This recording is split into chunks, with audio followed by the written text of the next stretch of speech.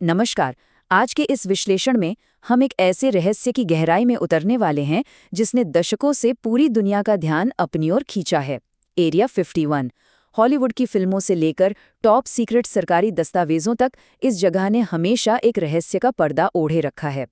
तो एक इतिहासकार के नज़रिए से आज हम ये समझने की कोशिश करेंगे कि आखिर दावों और असलियत के बीच कितना फासला है। चलिए इस दिलचस्प मिथक की तह तक जाते हैं। अब जरा इस बात पर गौर कीजिए। अमेरिका के पूर्व राष्ट्रपति बराक ओबामा ने 2021 में बिल्कुल साफ शब्दों में कहा था कि आसमान में कुछ ऐसी चीजों के फुटेज और रिकॉर्ड मौजूद हैं जिनके बारे में हम वास्तव में नहीं जानते कि वे आखिर हैं क्या।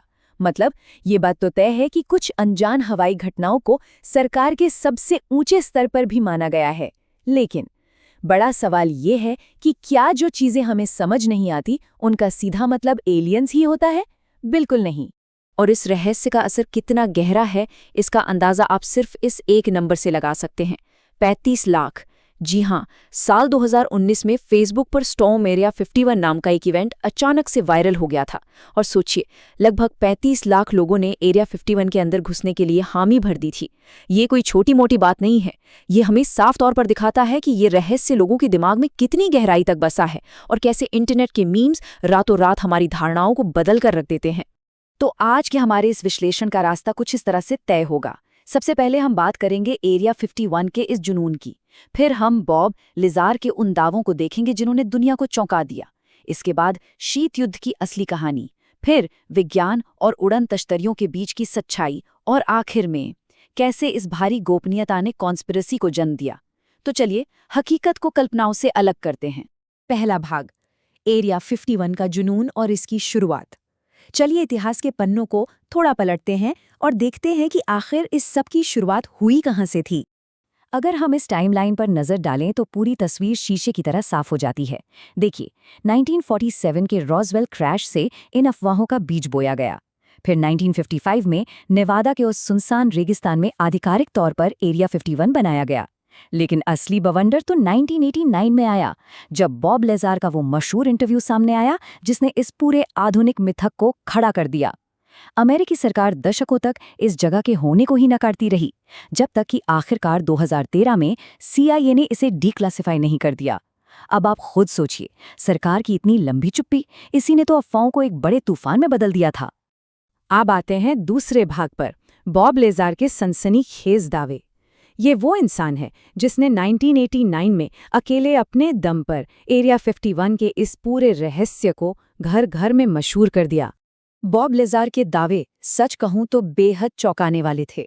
उनका कहना था कि उन्होंने एरिया 51 के ठीक दक्षिण में मौजूद S4 नाम की एक बेहद ही खुफ्त फैसिलिटी में काम किया था। उनका सबसे बड़ा दावा ये था कि वहां उन्होंने एक या दो नहीं बल्कि पूरे 9 एलियन स्पेसक्राफ्ट देखे थे। इनमें से एक को तो वो स्पोर्ट मॉडल बुलाते थे, जो दिखने में एकदम लिक्विड टाइटेनियम जैसा लगता था। और तो और उन्होंने वहां एलियन के आकार के कुछ डमीज भी देखने की बात कही, जिन्हें वो लोग किड्स कहते थे। और सबसे अहम बात, उनके मुताबिक ये सारे स्पेसक्राफ्ट गुरुत्वाकर्षण तकनीक यानी ग्रेविटी प्रोपल्जन के जरिए उड़ते थे। लेज़ार की इस पूरी कहानी का सबसे दिलचस्प और अगर कहें तो सबसे तकनीकी हिस्सा था एलिमेंट 115। लेज़ार के मुताबिक ये एक पूरी तरह से स्थिर सुपर हेवी तत्व था जो हमारी धरती पर प्राकृतिक रूप से मिल ही नहीं सकता। उनके दावों के अनुसार यही वो जादुई ईंधन था जो उनके एंटी मैटर रिएक्टर को चलाता था और गुरुत्वाकर्षण तरंगे पैदा करता था।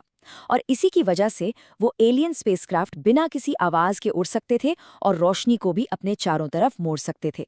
सुनने में एकदम किसी साइफाई फिल्म जैसा लगता है ना? तो चलिए अब हम तीसरे भाग की ओर बढ़ते हैं, शीत युद्ध की सच्चाई और प्रोजेक्ट एक्वाटोन। एक इतिहासकार की नज़र से अगर हम लेज़ार की इन विज्ञान कथाओं से बाहर निकले तो उस नेवादा रेगिस्तान की असली हकीकत क्या थी, आइए इसे समझते हैं। उस दौर की स्थिति को समझना वाकई बहुत दिलचस्प है।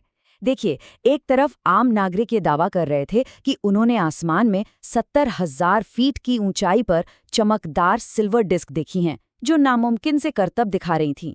लोग उन्हें सीधे तौर पर UFO मान रहे थे। लेकिन CIA के दस्तावेजों में छिपी सच्चाई क्या थी?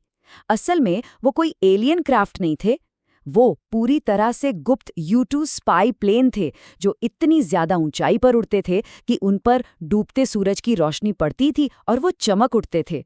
ये लोगों के दावों और बाद में सामने आई हकीकत के बीच का एक बहुत ही सीधा और स्पष्ट अंतर है। सच तो ये है कि एरिया 51 का असली सैन्य उद्देश्य एलियन से बिल्कुल अलग था। 1955 में इसे प्रोजेक्ट एक्वाटोन के लिए बनाया गया था ताकि U-2 स्पाई प्लेन की टेस्टिंग की जा सके।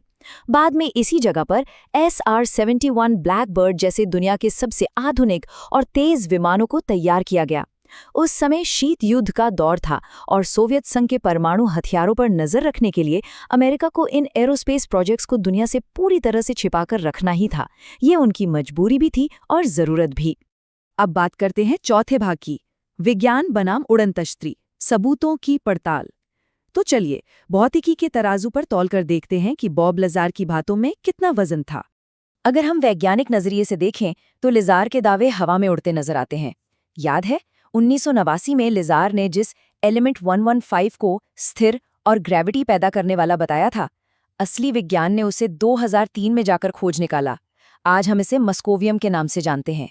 लेकिन दिलचस्प बात यह है कि मस्कोवियम बिल्कुल भी स्थिर नहीं है। ये इतना ज्यादा रेडियोधर्मी है कि 1 सेकंड से भी कम समय में पूरी तरह खत्म हो जाता है।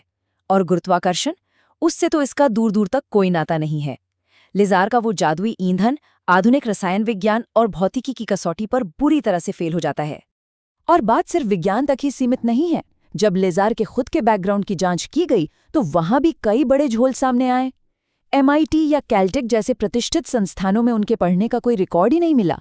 लॉस एलामोस में भी वो किसी बड़े वैज्ञानिक की तरह नहीं, बल्कि सिर्फ एक साधारण कॉन्ट्रैक्टर के तौर पर काम कर रहे थे।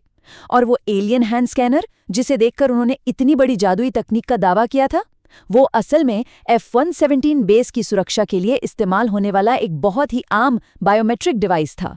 इसके अलावा उन्हें गैरकानूनी गतिविधियों के लिए गिरफ्तार भी किया जा चुका था। अब हम अपने आखिरी और 5वें भाग पर आते हैं, कैसे गोपनीयता ने कॉन्स्पिरेसी को बढ़ावा दिया। अगर ये सब केवल उन्नत सैन्य तकनीक ही थी तो फिर इतनी बड़ी कॉन्स्पिरेसी ने जन्म कैसे ले लिया? इस अविश्वास को समझने के लिए रॉसवेल का मामला सबसे सटीक उदाहरण है। शुरुआत में सरकार ने आधिकारिक तौर पर दुनिया से कहा कि जो मलबा वहां गिरा था वो महज एक मौसम जांचने वाला गुब्बारा था। लेकिन दशकों बाद जब सच्चाई सामने आई तो कहानी बिल्कुल अलग थी। असल में वो प्रोजेक्ट मोगुल का हिस्सा था, जो एक top secret nuclear surveillance balloon था जिसे सोवियत संघ की परमाणु गतिविधियों की जासूसी करने के लिए बनाया गया था। सरकार के इसी तरह बार बार झूठ बोलने के तरीके ने जनता के मन में एक बहुत गहरे अविश्वास के बीज बो दिए। और यहाँ सबसे ज्यादा हैरान करने वाली बात क्या है पता है?